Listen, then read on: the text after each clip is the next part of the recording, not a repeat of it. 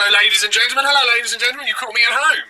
Here I am at my home in my stay-at-home clothing. This is what I wear when I'm at my house. That's true. That's not true. Nothing's true.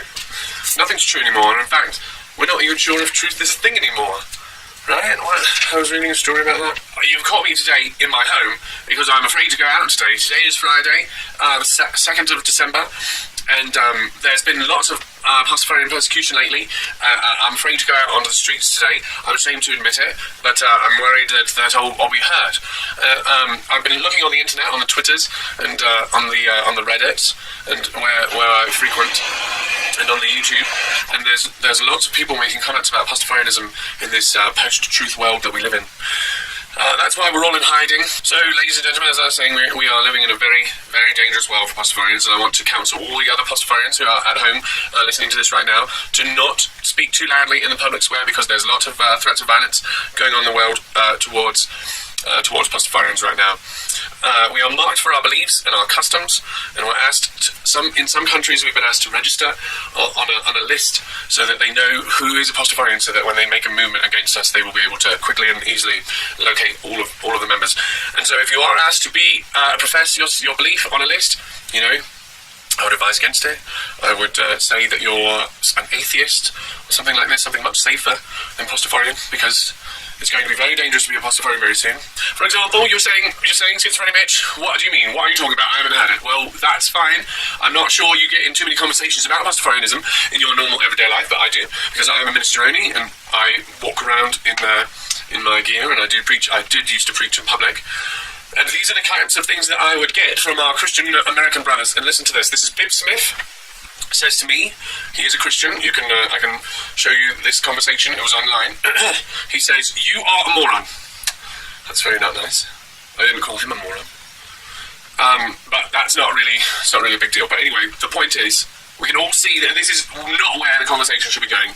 Christians calling Pastafarians morons, like they always do. They never listen to our arguments. They just use these attacks on our personality, call us morons because we dress so nicely and we don't believe in a Bible that they believe in.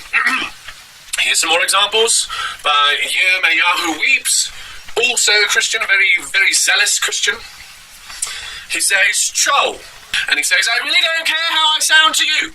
And he says, "You sound like an ignorant troll." He's calling you a troll.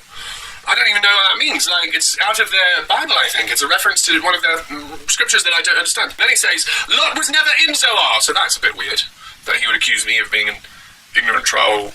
But that's neither here nor there. The point that I'm trying to make is how rude he was being. Listen to him again. Yirmiyahu Weeps continues, "Are you hoping to start a food fight?" Well, that is obviously a reference to my deity. "Your deity is welcome to defend himself and put me in my place." He says, right here, he mocks my God and says that if my God was real, that my God would kill him.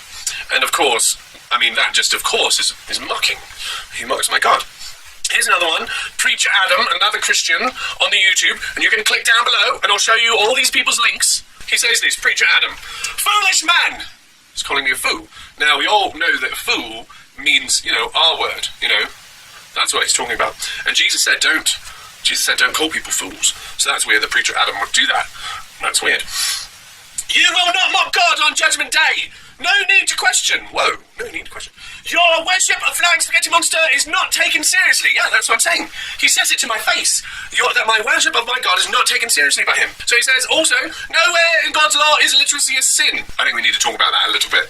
If your God doesn't teach that illiteracy is a sin, maybe you should talk to your God about that. Because I think that we can agree that a sin is something that makes this world shittier, and everyone can agree that the opposite of a sin is when you make this world less shitty. That's what a sin is. It's shitifying the world and making the world more better. That's the opposite of a sin.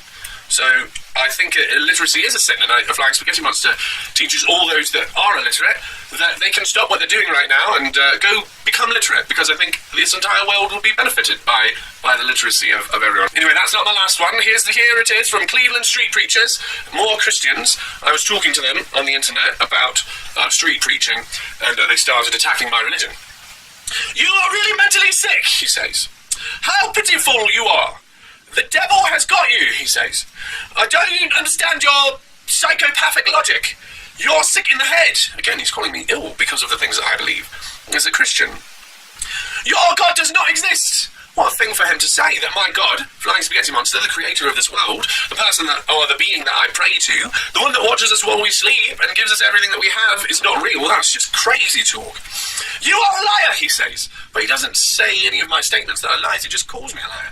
Flying Spaghetti Monster is a murderer. He is the devil. Everyone that follows Flying Spaghetti Monster is a murderer. Now, this statement might seem like nothing to you, but if you're willing to say that all the people that worship Flying Spaghetti Monster are guilty of murder, then what you're doing is putting them in a position where they're punishable. And so, by my very beliefs, he has equated me with murderers, one of the sins that has been acknowledged from a very, very long time. For thousands of years we've understood that murder's a sin. And then he's equating my belief in my deity to the grossest of sins that we can imagine. And the only reason to do that to someone is so that you can get ready to kill them. And that's why I feel very threatened out on the streets today. Flying Spaghetti Monster is a murderer. He's the devil. Everyone that follows Flying Spaghetti Monster is a murderer.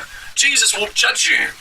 Your book is fairy tales. Hell yeah, I'm mocking your God, says Cleveland Street Preachers. Ha ha ha ha ha ha, he says in all caps.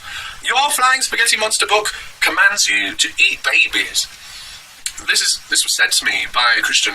He said that I'm like a person who eats babies and kills other people to him, because the God that I believe in is a different God than the God that he believes in.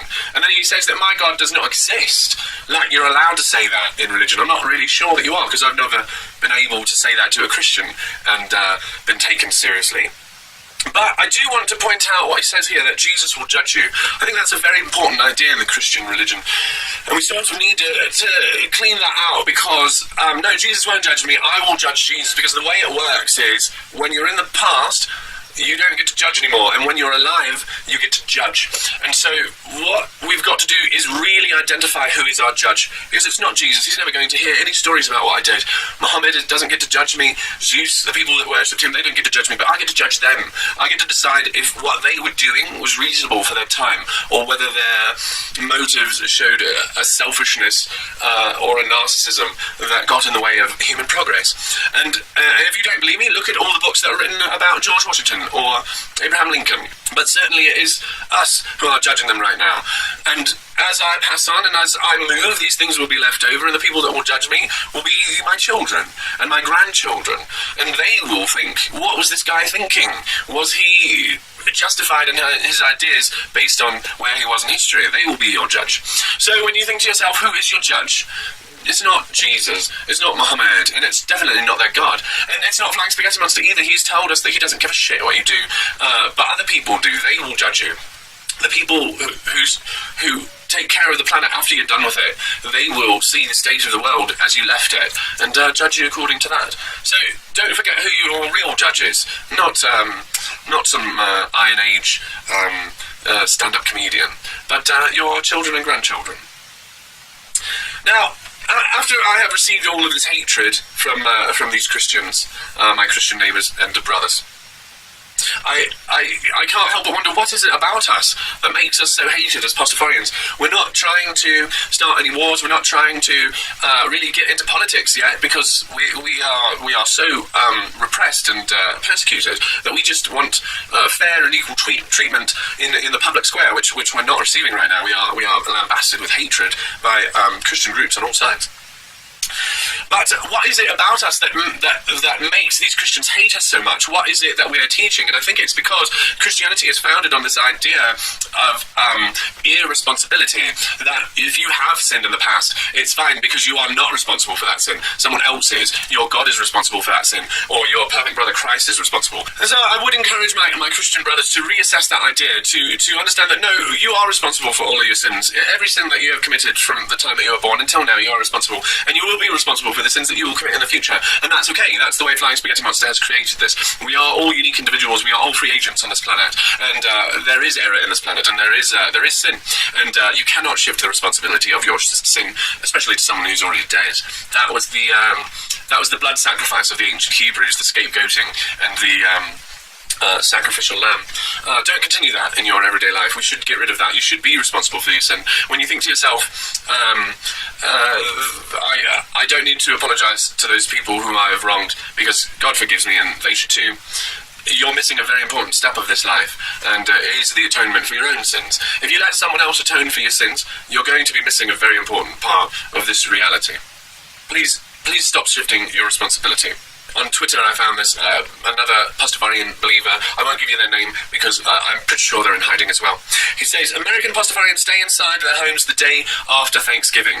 They do this to avoid the soulless hordes of idolaters swarming through their cities. Black Heart Friday is the one day of the year where there is truly no goodwill toward men. So, as we approach this Christmas season, please do not come out and confront these Christians because they are feeling this self-righteous sort of, they feel vindicated in their sin and their racism and their persecution of those who believe differently from them. They believe that religious freedom is not freedom from religion, but freedom for their religion, to do whatever it is they want, even if they are believing in a God that is immoral, a God that believes in blood sacrifice and the shifting of responsibility. Anyway, thank you for liking and subscribing and commenting down there, and I'll see you never.